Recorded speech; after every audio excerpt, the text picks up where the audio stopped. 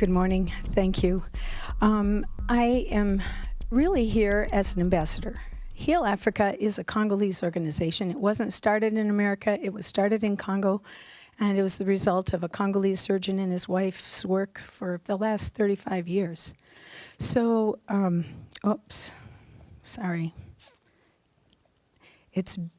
they started out in a small clinic in Goma, and Democratic Republic of the Congo on the eastern side, just next to Rwanda. They started out teaching doctors how to do better surgeries. And they realized that you can fix a person in a hospital and you send them back to the village and nothing really changes. You may fix the body, but nothing else has happened. And they go back to the same circumstance, which probably sent them to the hospital in the first place. So Heal Africa is an acronym. H for health, E for education, A for action in community, and L for leadership development.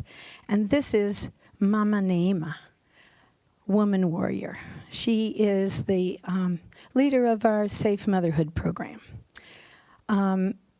You might say, well, why safe motherhood? I know we've heard about maternal mortality rates.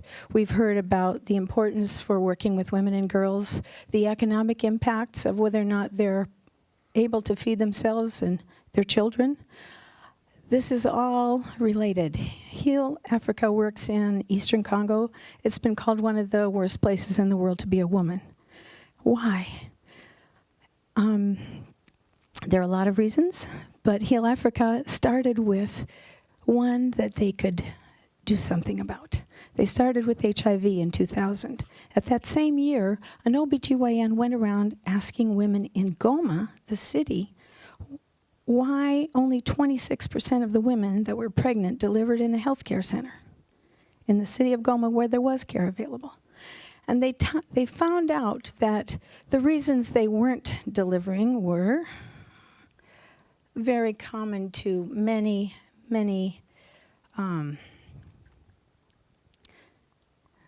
maladies, I would say, is that people didn't have access. People didn't know about them. People didn't trust the medical facilities that were there because the people weren't trained well. The doctors maybe didn't know how to do a cesarean. Maybe they didn't have lights. Maybe they couldn't see well. Maybe they didn't have clean implements.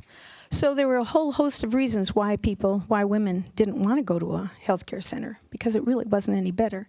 The other thing was that they couldn't afford the $5 to deliver in a healthcare center. The other thing is that the traditional midwives were very powerful. The mother-in-law might say, well, why should you go? We don't have money in the one place to send you, but why should we send you anyway to a healthcare facility when I delivered all of my children at home? What's wrong with your wife? Is she not worthy? Get another one. Those are the kinds of things. If a woman did go, who was going to take care of her children? Her role is to feed her husband and her children. Who was going to take care of them? She would be maligned by her family members or neighbors. So there are all these things that mitigate against going away to some place for some care that you might not really want. So we talked to people and listened, and this is what's happening. Here's one of our counselors and talking with one of our women. You know, Heal Africa is also a big center for fistula repair, and 25% of it is the sexual crimes that you've heard about so much, but 75% or maybe 80% now is because the women did not get any prenatal care. So they have an obstetric fistula. Women around the world love their kids. And a lot of men love their children. But a lot of times, programs will maybe target the women without bringing in the men. So Safe Motherhood was designed really to bring good news to the women and to the men so that their families would be healthier and their communities would be safer and their kids would have a better future. These women work hard. They do a lot of physical labor. It's no joke when they can't afford the kind of treatment that they need. The hospitals in Congo are in abysmal state, and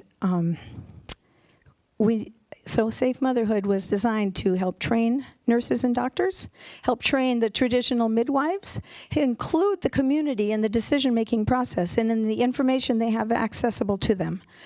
This woman, these women are learning new skills. They're learning literacy. They're learning solidarity. They get micro loans, and they can start small businesses.